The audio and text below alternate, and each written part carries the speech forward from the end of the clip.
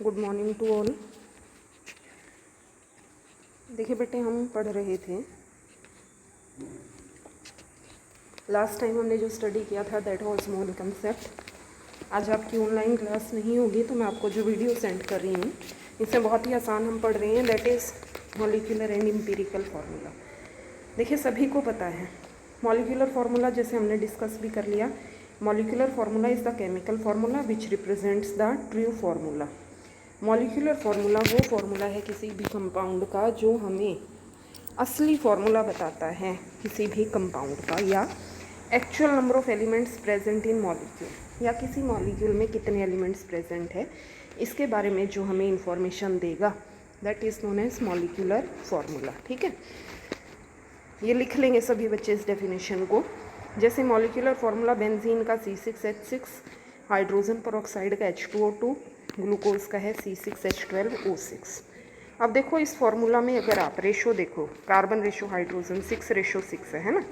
अगर आप इसकी सिंपल रेशो निकालते हो तो कितनी आई? Simple ratio 1:1। ठीक है, 1:1 का मतलब एक कार्बन और एक क्या है? हाइड्रोजन। ओके, तो ये बना है इसका empirical formula. Empirical formula means which gives simple whole number ratio. ठीक है, इसी तरह H2O2 कितनी हुई बोलो रेशो? H2O2 की रेशो है 2:2। यहाँ हम क्या लिखते हैं? 1:1। तो इसका क्या बना फॉर्मूला?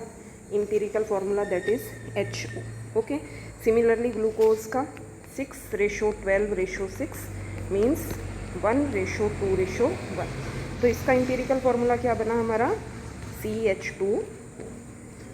आ गया समझ में? तो यहाँ एम्पिरिकल फार्मूला की डेफिनेशन दी है। Empirical formula of a compound is the chemical formula, ठीक है, which represent the simplest whole number ratio, जो हमें किसके बारे में बताता है? Simple whole number ratio of atoms present in one molecule of a compound. Okay, क्या रिलेशन है मॉलिक्यूलर और एम्पिरिकल फार्मूला में? Molecular formula equal to n into empirical formula. Molecular formula क्या होता है? n। देखो n मतलब कोई भी इंटीजर। ठीक है, अब देखो n आप कैसे निकाल सकते हो? n निकालने का फॉर्मूला है molecular mass by empirical formula mass. ठीक है, ये देख लेंगे सभी बच्चे। मॉलिक्यूलर मास किसके बराबर होता है? देखो molecular formula n into empirical formula n, molecular mass by empirical formula mass. Molecular mass suppose नहीं दिया होता ना कई बार, तो वेपर डेंसिटी दी होती है क्वेश्चन में, कैसे कैलकुलेट कर सकते हो? 2 मल्टीप्लाई बाय वेपर डेंसिटी। ठीक है, अब जैसे कैलकुलेशन के लिए सम दिया है आपको एक ये वाला, एन इनऑर्गेनिक साल्ट, एक इनऑर्गेनिक साल्ट की ये कंपोजिशन दी हुई है, सोडियम, सल्फर और ऑक्सीजन। आपको इसका एम्पिरिकल फार्मूला निकालना है। देखो कैसे निकालोगे?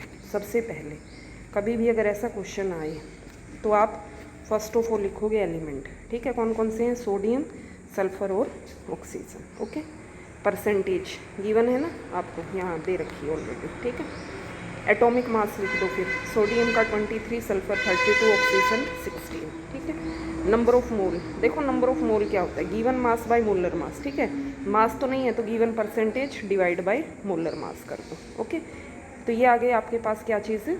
Number of moles. अब देखो नंबर ऑफ मोल को अगर बिल्कुल सिंपल में चेंज करना है ना, तो आप कैसे करो? जो इनमें सबसे छोटा है, जैसे यहाँ हम देख रहे हैं 2 ही है, 1.2 1.2। ठीक है, आप तीनों को क्या है उससे डिवाइड कर दो। ठीक है, कर दिया डिवाइड करने के बाद आ गया हमारा 1 1 और 1.5। क्योंकि हमें पता है 1.5 तो हम फॉर्मूला में यूज़ नहीं कर सकते, तो आप इसको ना होल नंबर में बदल दो। कैसे? जैसे आप 1.5 की अगर 2 से मल्टीप्लाई करते हो तो कितना आता है बोलो? 3। समझ आ रहा है आपको? 1.5 की अगर हम 2 से सिंपल, मान लो अगर यहाँ पर 1 होता ना तो ज़रूरत नहीं थी, क्योंकि 1.5 है तो इस वजह से हमें क्या करना पड़ेगा? इसकी मल्टीप्लाई 2 से। देखो अगर आप एक की मल्टीप्लाई 2 से करते हो ना बेटे, तो आप सभी की मल्टीप्लाई किससे करोगे बोलो? 2 से कर दोगे। ठीक है, समझ आया आपको? लास्ट में क्या बना? अब 2 2 3 मीन्स जो फॉर्मूला बना Na2S2O3, ये बना हमारा एम्पिरिकल फॉर्मूला। ठीक है, आज आप एक तो ये वाला सम, जो ये वाला सम है, ये कॉपी पे करोगे सभी बच्चे, और जो आपको मैंने फॉर्मूला लिखा है ना पीछे ये वाले, आप ये भी क्या है आप अपनी कॉपीज़ पर नोट डाउन कर लेंगे। ठीक है, सारे के सारे। फिर इसी तरीके से और भी सम्स दिए हैं, एक ये सम दिया है, ठीक है, ये भी मैं भेज रही हूँ, आप इसको भी न्यूमेरिकल को आप अपनी कॉपीज़ में करके देखेंगे। ओके,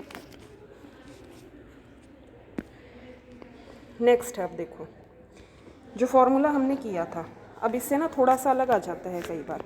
ए कंपाउंड कंटेन इतने परसेंट हाइड्रोजन, इतने परसेंट कार्बन एंड 71.6% क्लोरीन।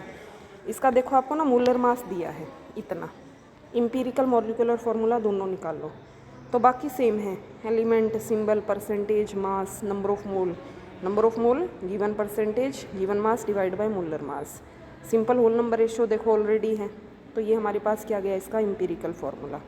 अब आप देखो इम्पीरिकल फार्मूला से कैलकुलेट करोगे क्या, इम्पीरिकल फार्मूला मास, जैसे CH2Cl का, ठीक, कर लोगे मास कैलकुलेट, कितना है, कार्बन का 12, 2 × 1 35.5 49.5, क्योंकि हमें पता है मॉलिक्यूलर फार्मूला निकालने का फार्मूला होता है n इंटू इम्पीरिकल फार्मूला, और n का फार्मूला क्या होता है, molecular mass by empirical formula mass.